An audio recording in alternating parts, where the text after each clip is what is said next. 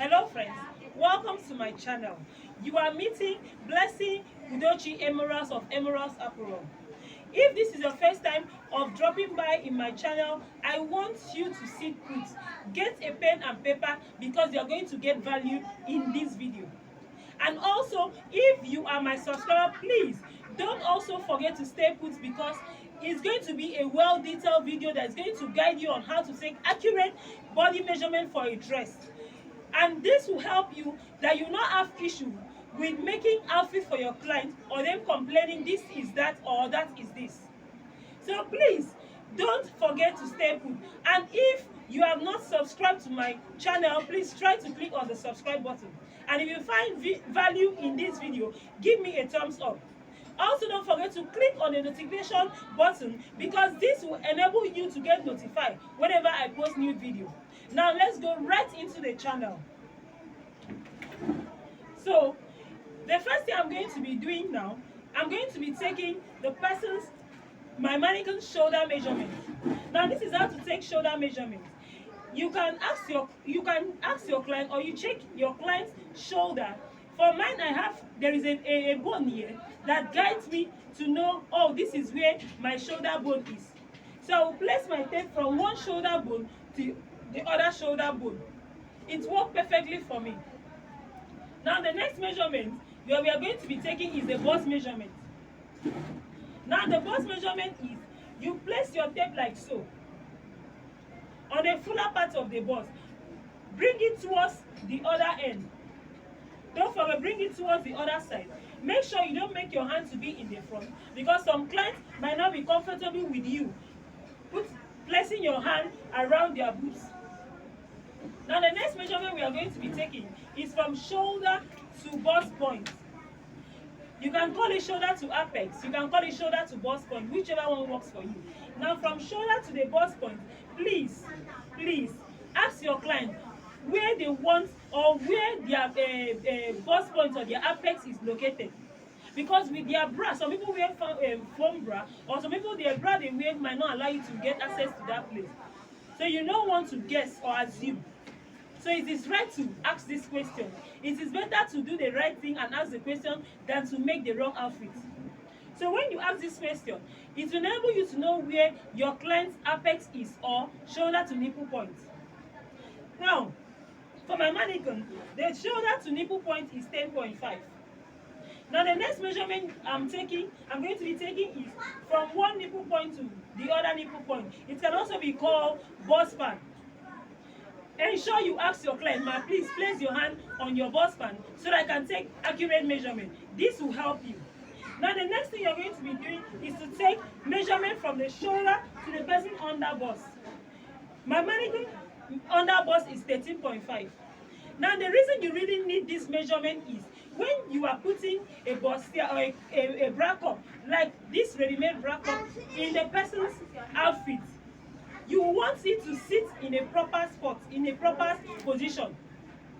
Now, if you do not take this accurate measurement, when you are making a corset, this might not sit well. So ensure you take this measurement rightly. Now, the next thing you are going to be doing is to take the half cut measurement. The half cut measurement means you place from the shoulder to under bust and to the waist point. Now how to know where to take that measurement is 2 inches above the navel area. This worked for me perfectly, 2 inches above the navel area.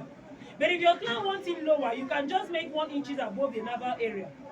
Or if the client wants it more higher, you can take it 3 inches above the navel area. Now that is also where we are going to be measuring the waist. We have upper waist and we have lower waist.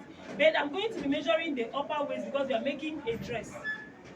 Now, for the upper waist, like I said, you can also tie your tape on your client's waist and make your client to bend towards one end.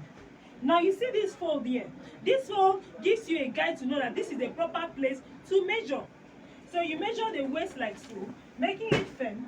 And also, please, don't forget to ask questions. Because when you don't ask questions, you will be misled. Now, asking questions enable you to know if your client wants it a bit firmer or a bit loose. Because there are some clients that likes the outfit more firmer, and there are some clients that likes the outfit more loose. So you not have issue, because if you're the type of designer that don't like adding enough allowance in your clothes, by the time the client comes to style their wear and it's too tight, you will not have any allowance to free it. So ask these questions. It's even better it's too loose and you shape it than too tight and there is nothing to shape. Now, the next one you're going to be measuring is the hip measurement. Ensure that you place your tape on the fuller part of the butt. This is how to take the hip measurement accurately. And another thing I want to tell you before taking the hip measurement, observe your clients. We have two types of people, or different types of people. There are some people that their hip is lower, and there are some that their hip is higher. Now, if your client hip is higher and you take measurement as if you're taking for a lower hip person, it will not fit well. And this is the issue that a lot of designers have. When your client comes to size their outfit, all you hear is, you notice that the outfit, the hip area is not sitting well, and you'll be wondering why. It is because you did not take note of these things. So since I'm placing my tape here, this will now serve as a guide for you now to put your tape here and check. For me, I have a higher hip, so this on the higher butt. If it's a client that the butt is lower, it will enable you just check the fuller part of the butt like so. Now, the another measurement we are going to be taking is, before we go to the length, is the sleeve. So you have to measure for a sleeve. This is what you do. Ensure you measure the person's round shoulder. Ensure you measure the person's round shoulder, the round arm, around the person's arm, like so. Making it a bit free, so the person can have ease when raising his or her hand up.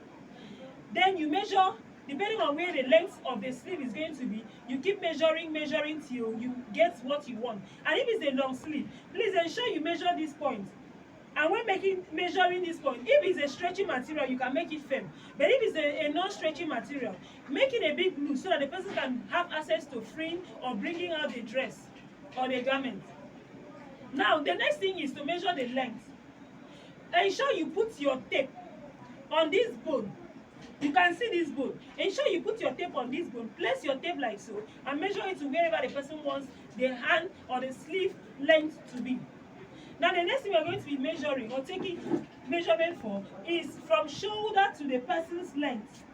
If you are making a mermaid dress like what you are seeing on the screen right now, if you are making a mermaid dress, ensure you measure shoulder to the knee area and also come up by 2. If this is the knee area, like for example, if this is my mannequin knee area, let's assume that the knee area is 41. When you come up by 2, it's going to give you 39. This enables your client to have ease when walking, so that it will not tight, they will not find it uncomfortable to walk. Because if you make it tight and the material is a non-stretching material, their knees will be locked.